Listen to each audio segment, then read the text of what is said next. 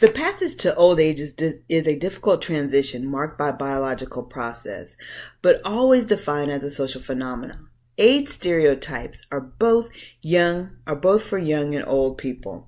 For example, sometimes when we stereotype older people, we may think, or elderly people, we may think that they can't drive very well.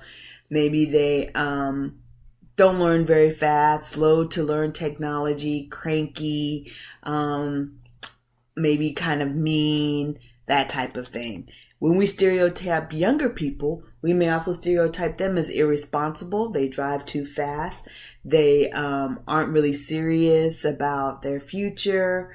I said irresponsible before, but those kinds of things. Age prejudice refers to a negative attitude about an age group. Prejudice regulates people to perceive lower status in society and stems from stereotypes associated with different age groups. Age discrimination is the different and unequal treatment of people based solely on their age. So, age stereotypes for elderly would be them being thought of as childlike.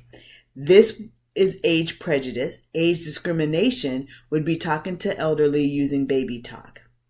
Ageism is different than discrimination because ageism is an institutionalized practice.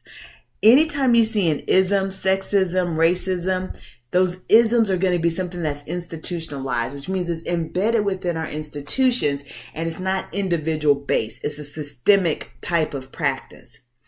Ageism is structured into the institutions of society. Thus, regardless of the law, we have laws that prohibit age discrimination. A person's age is a significant predictor of their life chances. We'll talk more about this when we get into stratification. But one of the things that we'll see is that there's a hierarchical ranking for different age groups in society. And stratification systems are based on superiority to inferiority. We see this with age stratification within the U.S.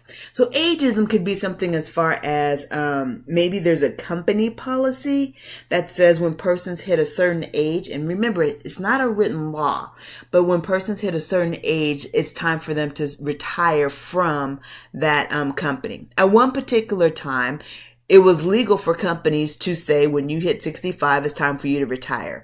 We no longer do that, but one of the things that we have done is that we may kind of force people to retire once they hit a certain age. Could be the idea that they're going to be laid off, but they may call it a reduction in workforce. And a lot of times they start with those who've been there the longest and maybe those who are the oldest. And so that would be kind of a part of ageism because it is an institutionalized practice. One of the things we need to discuss, and you will see this, there's actually a question that talks about resocialization when you watch the film about God Grew Tired of Us. But resocialization is the process by which existing social roles are radically altered or replaced. Resocialization is especially likely when people enter institutions and may involve degrading new members physically and psychologically with the aim of breaking down or redefining their old identity. Sometimes we see, we do see resocialization when people enter into military organizations. It's the idea that we break them down to build them back up. We're resocializing them to work as a group and not to think individualized. We can see this also when religious organizations such as convents, when women join the convent to become a nun. A lot of times they're stripped of their old identities. They may even take on a new name. But it's the idea of, once again, that we are resocializing you to this new kind of environment or to this new culture. Resocialization often occurs when people enter into hierarchical organizations that require them to respond to authority on principle, not out of loyalty. The resocialization process promotes group solidarity and generates a feeling of belonging. We can also see this resocialization, which you'll see in God Grew Tired of Us, is the fact that they have to be taught a new culture.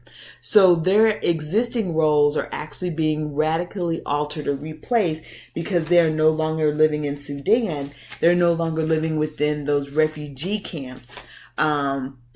in Kakuma. And so now they are coming to the U.S. and they need to be taught a whole nother culture and understand their new social roles within the U.S. society.